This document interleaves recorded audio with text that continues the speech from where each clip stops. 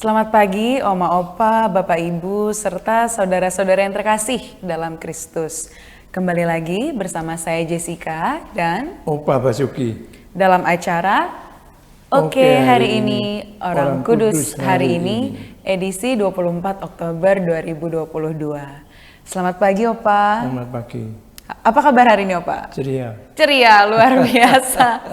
Keren-keren. Sehat ya Opa ya? Iya, sehat. Sehat-sehat, puji Tuhan. Nah, hari ini Opa, 24 Oktober, Opa akan bercerita mengenai salah satu santo ya Opa. Santo yang menurut saya itu namanya agak panjang nih Opa. Siapa sih namanya Opa? Santo Antonius Maria Claret.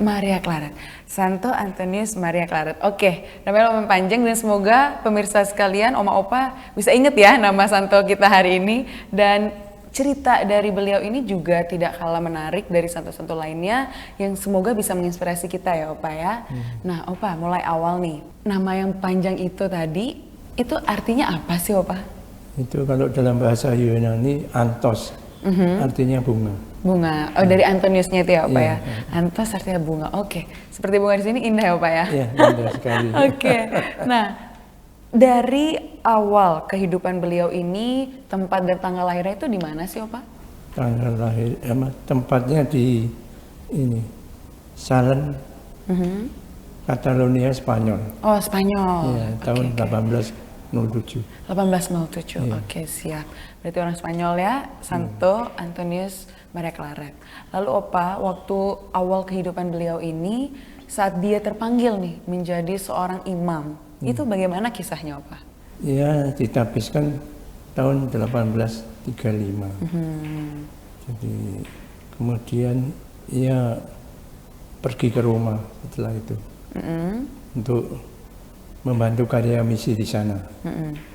Kemudian ia masuk ke menggabungkan diri ke Ordo Serikat Yesus di sana sebagai novis. Oke. Nah, tapi karena kesehatannya tidak mendukung, dia kembali dan menjadi imam paroki di sana. Oke, kembali ke Roma. Spanyol. Ke Spanyol. Nah, Oke. kota kelahirannya itu ya. Karena kesehatannya Opa ya. Kemudian karena kesehatan itu, kemudian ia melihat bahwa seluruh dunia ini sangat luas untuk karya misi. Dan ia memang mempunyai hati seorang misionaris. Misionaris, oke. Itu berarti awal dari kehidupan panggilan beliau ya sebagai seorang imam. Lalu pada saat setelah menjadi imam, beliau ini setahu Jessica diangkat juga menjadi seorang uskup agung ya, Opa? Iya. Betul. Bagaimana itu kisahnya, Pak? Itu oleh Ratu Isabel II yang sangat menghormati Santo Antonius ini. Oke, Isabella ya. Ya, kemudian Ratu Isabella II ini berpendapat bahwa ia melihat Santo Antonius Maria Claret ini bisa menjadi uskup agung. Kemudian ia bertugas ke uskup agung itu Oke. di sana. Berarti itu karena Ratu Isabella kedua itu melihat sosok Santo Antonius Maria Claret ini sebagai sosok yang cocok ya Opa ya? Sebagai uskup agung. Karena apa itu Opa? Maksudnya apa yang dimiliki Santo Antonius itu sampai Ratu itu mempercayai beliau? Itu karena dia pernah melihat itu kekuatan karya tulisnya. Oke. Hampir lebih paling sedikit 150 buku yang ditulis oleh beliau. Dan yang paling terkenal ada Jalan yang Benar. Jalan yang Benar. Itu dibaca oleh jutaan orang. Pada saat itu tahun 1800-an itu dan beliau sudah ya menulis karya tulis dan juga buku-buku begitu ya. Dan itu adalah sama Ratu sehingga menjadi semakin yakin ya kepada sosok Antonius ini. Kemudian karena itu dia bertugas selama 7 tahun dalam hati yang mendebarkan. Karena dia bertugas di paroki-paroki, mengunjungi umat di paroki-paroki, itu juga menentang karya sosial, menentang perbudakan itu ya, keadilan sosial, dan juga meregapi pernikahan dan membaptis anak-anak. Karena ia sebagai seorang pembaru, maka dia mempunyai banyak musuh dan banyak ancaman beberapa kali untuk pembunuhan. Tetapi karena hal itu tidak menghalangi karya dari Romo itu, sehingga dia kembali ke Spanyol tahun 1857. Oke. Berarti memang pada saat beliau menjadi seorang uskup agung ini banyak juga pergolakan ya Pak ya, seperti lingkungan yang tidak sepenuhnya mendukung gitu ya. Lalu juga ada beberapa kali Bapak bilang ancaman pembunuhan begitu. Itu dari siapa itu Pak yang sampai mengancam begitu? Orang-orang yang tidak suka pada dia. Pada saat menjalani karya misi itu ya Pak ya. Beliau tapi tetap teguh ya Pak dengan panggilannya, dengan menjadi seorang uskup agung. Lalu beliau ini juga sependek pengetahuan Jessica membuat ordo religius baru ya Pak. Apa itu Pak? Kongregasi Putra-Putra Misionaris Hati Maria Tak Menonta. Yang dinamakan Kongregasi Claretian atau Cordis Maria Fili, yang disingkat dengan CMF. Oke. Berarti beliau mendirikan ya Pak ya. Dan itu apa saja yang dilakukan oleh ordo ini Pak? Kemudian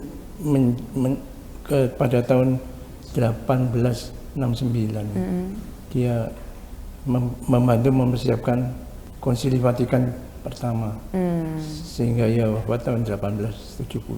Oke. Lalu sebelum itu nih Pak, Jessica mau tanya mengenai pada saat dia masa-masa di ordo religius baru itu juga membuat apa ya, sekolah-sekolah begitu ya Pak? Oh iya. Nah itu bagaimana kisahnya Pak? Membuat sekolah di Madrid ini, membimbing seminari di Madrid. Kemudian membentuk sekolah Santo Mikael yang memajukan kesenian, kesusastraan, dan bahkan membuat sekolah pertanian di sana. Berarti banyak ya bidangnya ya sekolahnya itu ya. Banyak. Di kesenian tadi, lalu kesusastraan dan sekolah pertanian. Itu Santo Mikael namanya. Oke. Dan mungkin tadi Opa juga sudah singgung nih ke yang bagian akhir sebetulnya, yang mengenai akhir hidup beliau ini.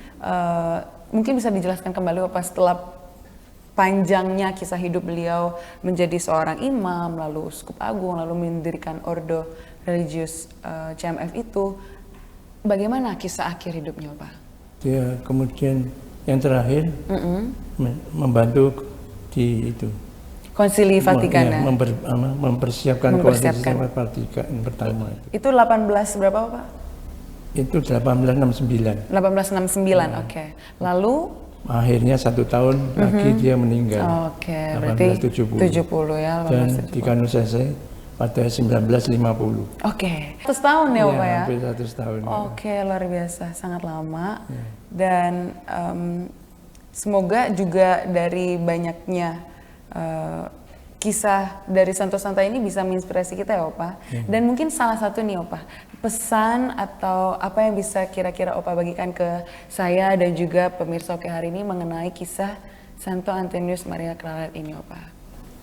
Dia sangat berjuang dalam kehidupannya, melihat sesuatu hal itu yang ini bisa dikerjakan untuk kebaikan dan untuk memuji Tuhan ya. Dengan karya-karya tulisnya, dengan semangat keberaniannya dia, dan mengadakan pembaruannya, itu sehingga tidak gampang sebenarnya seperti orang mempunyai seperti itu semangatnya yang begitu bagus ya. Betul. Untuk kita ya sedikit-sedikit lah bisa mencontoh dia walaupun tidak sepenuhnya seperti dia. Semoga kita juga bisa mengikuti teladan orang-orang kudus yang sering kita mendengar di gereja maupun di mana-mana itu ya. Itu apa? Keren banget pesan dari Opa Basuki mengenai kisah Santo Antonius Maria Claret ini. Dan bagi Jessica sendiri, saya setuju banget sama Opa bagaimana kita dalam hidup ini tidak mungkin bisa sempurna ya Pak ya, tapi bagaimana kita berusaha ya untuk menjadi lebih baik dengan meneladani kisah-kisah yang ada di Oke hari ini. Salah satunya kisah dari Santo Antonius Maria Claret yang semasa hidup panggilannya mengalami berbagai tantangan tapi tetap teguh ya Pak sampai akhir hidupnya dan akhirnya pun dinyatakan kudus ya Pak pada 1950. Luar biasa. Terima kasih banyak Opa Basuki untuk kehadirannya, untuk kebersamaannya, bersedia untuk menceritakan nih kisah dari Santo Antonius Maria Claret. Dan sebelum kita menutup, Opa, marilah kita berdoa dulu. Dalam nama Bapa, Putra, dan Roh Kudus. Amin. Santo Antonius Maria Claret, doakanlah kami. Kemuliaan kepada Bapa dan Putra dan Roh Kudus, seperti pada permulaan, sekarang, selalu, dan sepanjang segala abad. Amin. Dalam nama Bapa, Putra, dan Roh Kudus. Amin. Terima kasih Bapak sekali lagi atas kebersamaannya. Dan Oma Opa, Bapak Ibu, serta saudara-saudara yang terkasih dalam Kristus, demikianlah kebersamaan kita dalam acara Oke hari ini, Orang Kudus hari ini. Sampai berjumpa di kesempatan berikutnya.